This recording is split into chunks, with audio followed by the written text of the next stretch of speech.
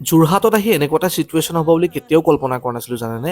আমি প্ৰথম দিনা ৰাতি যেতিয়া আহি পাইছোঁ, একদম যিটো হোমষ্টে আমি অনলাইনত বুক কৰিছিলোঁ ৩,০০০ টকাত, সেইটো একেবাৰে সুবিধাজনক নহয়। দৰ্জাত লক নাই, পাৰ্কিং নাই, একদম বহুত অসুবিধাৰ মাজত 10, চাৰে 10টালৈকে আমি হোমষ্টে বিচাৰি বিচাৰি লাষ্টত ভাইটি নীৰজে সিহঁতৰ ঘৰলৈ লৈ গ'ল।